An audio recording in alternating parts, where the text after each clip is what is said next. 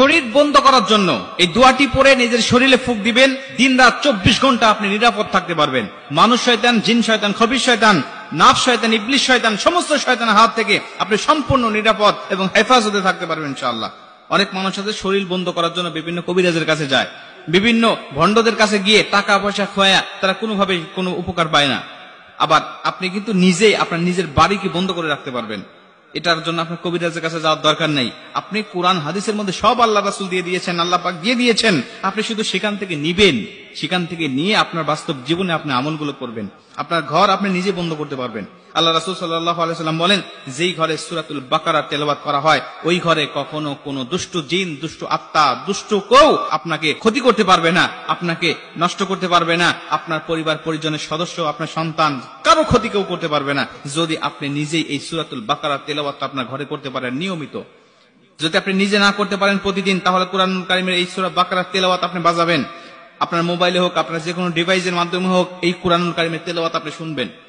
অনেক মুহাদ্দিস বলেছেন যদি শোনা যায় তারপরেও আল্লাহ পাক এই সমস্ত কাজ থেকে হেফাজত করবেন। এরপরে আপনি আয়াতুল কুরসি পাঠ করবেন।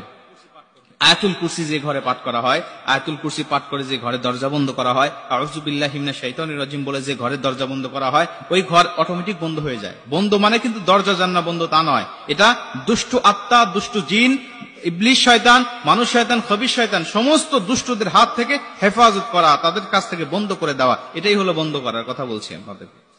আল্লাহ রাসূল সাল্লাল্লাহু আলাইহি ওয়াসাল্লাম আরো বলতেন, ঘরের মধ্যে কখনো ছবি মূর্তি রাখবে না। যে ঘরে ছবি মূর্তি থাকে ওই ঘরে দুষ্ট শয়তান, দুষ্ট জিন বসবাস করে ওর মধ্যে। এজন্য এই সমস্ত বিষয় থেকেও আমাদের বিরত থাকতে হবে। আল্লাহ রাসূল সাল্লাল্লাহু আলাইহি ওয়াসাল্লাম আরো বলেন, ঘরের মধ্যে কখনো তোমরা নাপাকি রাখবে না। অনেক সন্তান আছে, ছোট্ট বাচ্চারা, যারা রাত্রিবেলা পেশাব পায়খানা করে এবং সেগুলো ঘরের মধ্যে রেখে দেয়, ভালোভাবে পরিষ্কার করার প্রয়োজন মনে করে না। এগুলো কিন্তু খোলাভাবে রাখবেন না। আল্লাহ রাসূল বলতেন তুমি ঢাকনা যুক্ত জায়গায় রাখবে, ঢাকনা যুক্ত একটা পাত্রের মধ্যে রাখবে।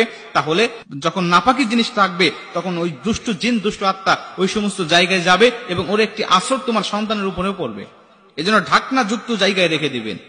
আল্লাহ রাসূল সাল্লাল্লাহু আলাইহি ওয়াসাল্লাম আরো বলতেন, এখন তো আমাদের অনেকের ঘরে অ্যাটাচ বাথরুম হয়েছে, এই বাথরুমের দরজা বন্ধ রাখবেন সবসময়। কারণ আল্লাহ রাসূল বলেন সবসময় সবচেয়ে বেশি দুষ্ট জিনের বসবাস করে হলো টয়লেটের মধ্যে।